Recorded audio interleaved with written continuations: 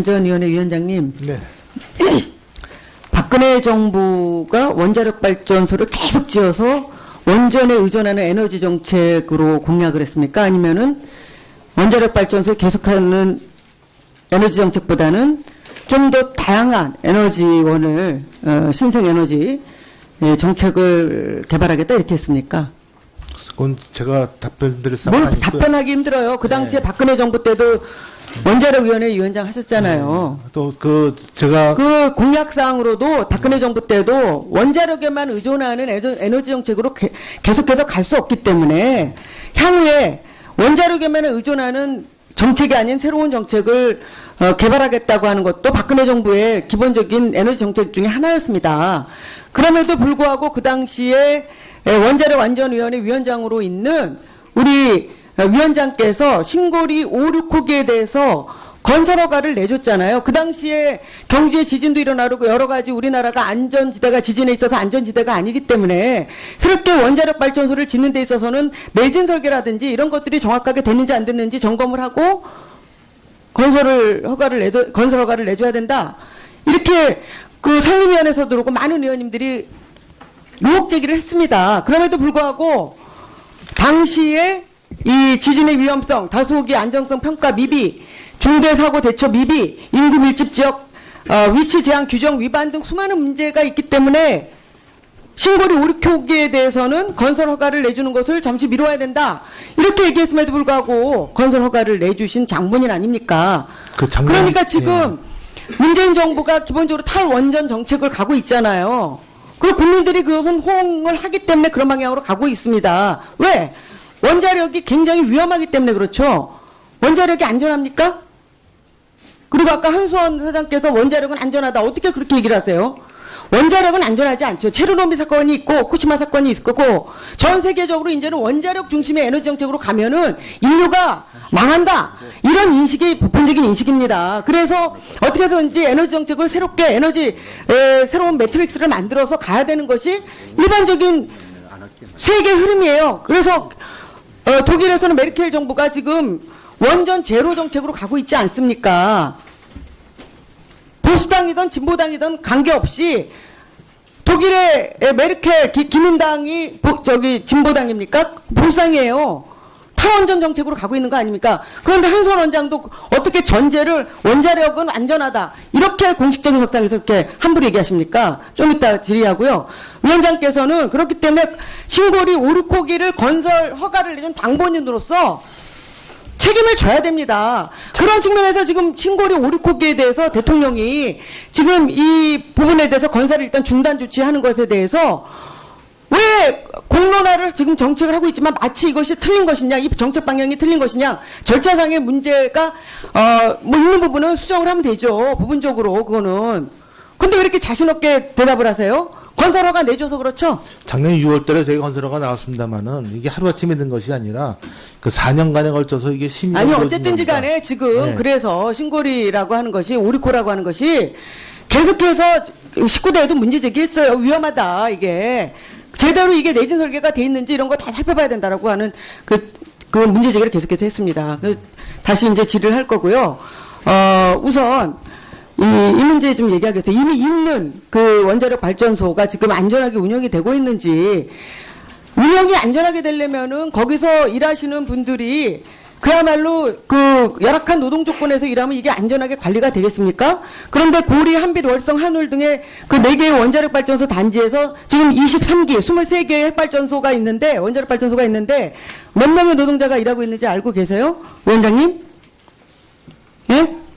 김영환 위원장님. 19,693명. 이거 정확한 수치일지 아닐지는 잘 모르겠어요. 약간의 오차는 있는데 이 중에서 정규직이 34.4% 6,771명이고요. 나머지 12,922명이 비정규직 노동자이면서 협력업체 노동자예요. 그래서 사내 협력 직원은 총 11,808명으로 60%에 달하고 있는 이런 열악한 상황에서 일을 하고 있고, 이분들이 제가 보니까 월급을 10년 근속 연수로 해서 10년을 일한 분들이 12년 평균 연봉이 얼마인지 아세요?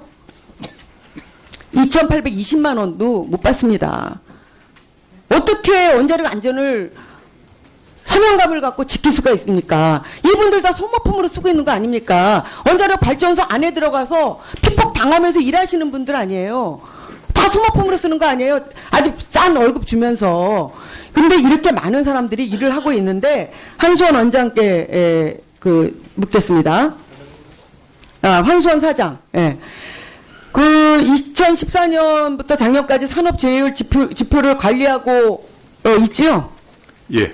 그런데 한 차례도 목표를 달성하지 못한 것으로 알고 있어요. 지금 조금 전에 얘기하고 있는데 지금 이렇게 그 한수원에서 일하고 있는 원자력 발전소에서 일하고 있는 이 노동자들의 이런 이 노동 조건이 이렇게 열악한 상태에 있는데 어떻게 원자력 발전소가 안전하게 유지 관리가 되겠습니까? 그런데도 불구하고 한수원 사장께서 월급 연봉 얼마 받으세요? 한번 얘기해 보세요.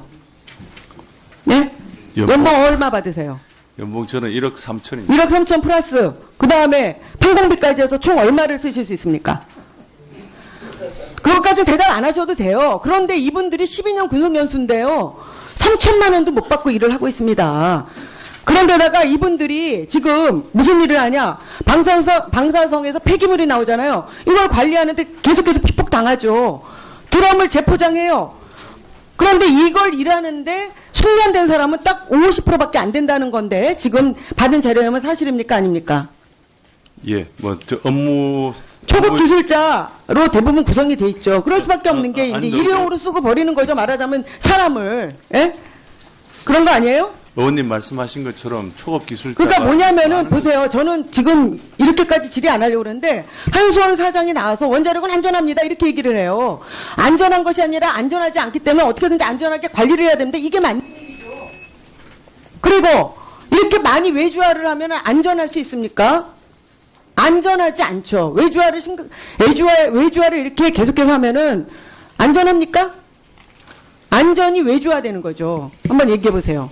제가 잠깐만 말씀드리겠습니다. 아니 한수원 사장이 먼저 얘기를 해보세요.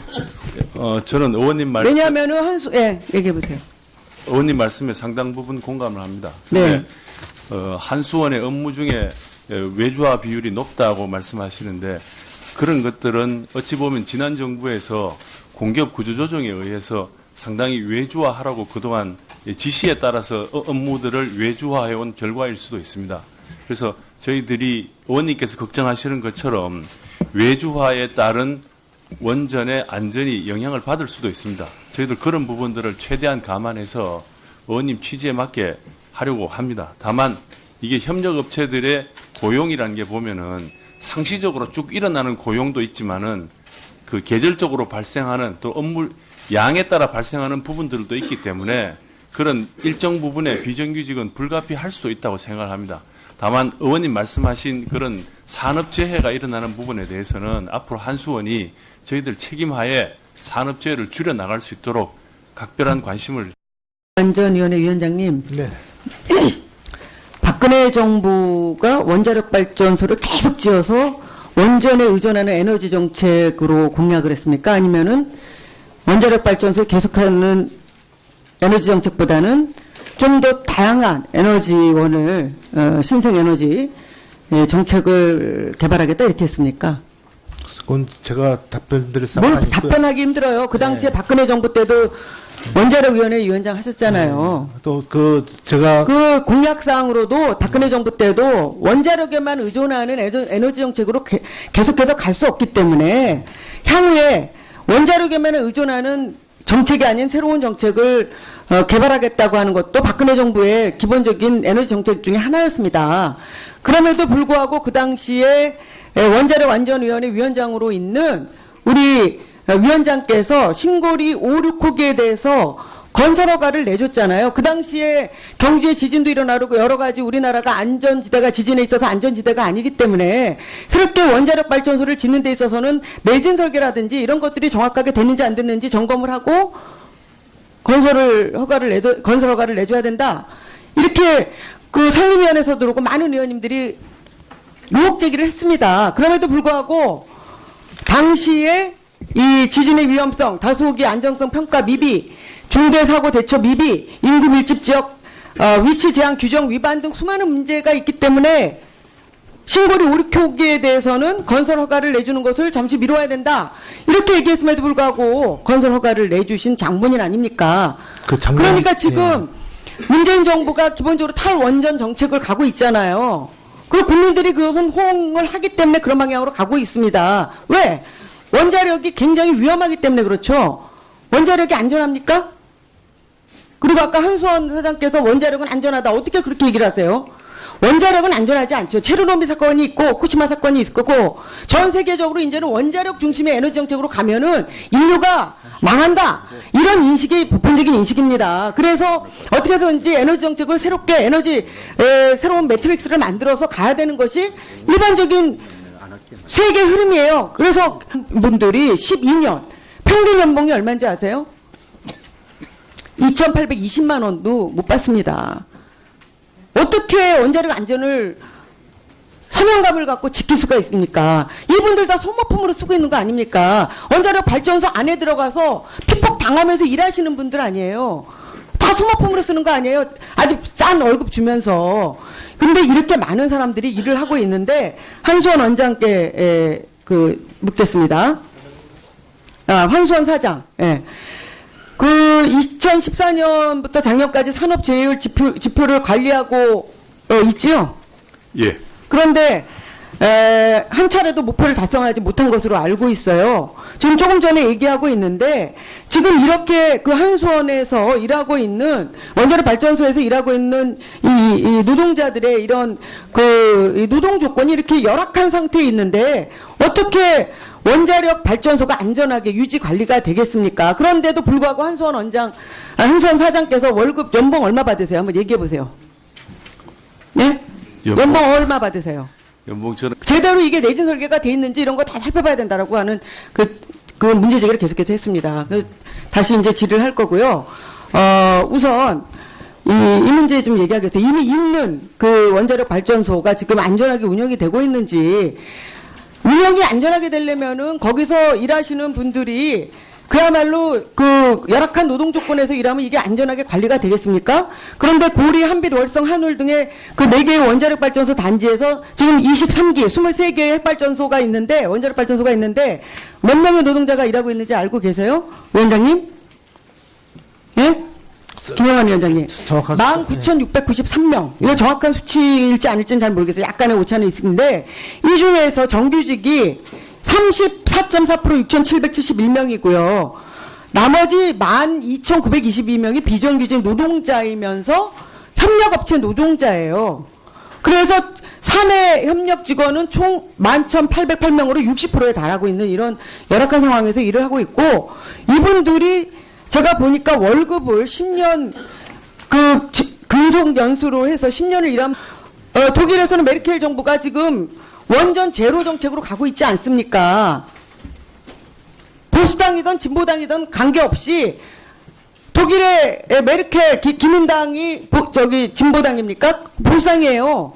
탈원전 정책으로 가고 있는 거 아닙니까? 그런데 한수원 원장도 어떻게 원자력은 안전하다 이렇게 공식적인 석상에서 이렇게 함부로 얘기하십니까? 좀 이따 질의하고요. 위원장께서는 그렇기 때문에 신고리 오르코기를 건설 허가를 내준 당본인으로서 책임을 져야 됩니다. 그런 측면에서 지금 신고리 오르코기에 대해서 대통령이 지금 이 부분에 대해서 건설을 일단 중단 조치하는 것에 대해서 왜 공론화를 지금 정책을 하고 있지만 마치 이것이 틀린 것이냐, 이 정책 방향이 틀린 것이냐, 절차상의 문제가 있는 부분은 수정을 하면 되죠. 부분적으로 그거는. 근데 왜 이렇게 자신 없게 대답을 하세요? 건설허가 내줘서 그렇죠? 작년 6월 달에 저희가 건설허가 나왔습니다만은 이게 하루아침에 된 것이 아니라 그 4년간에 걸쳐서 이게 심의. 아니 어쨌든지 간에 지금 그래서 신고리라고 하는 것이, 오리코라고 하는 것이 계속해서 19대에도 문제 제기했어요. 위험하다 이게.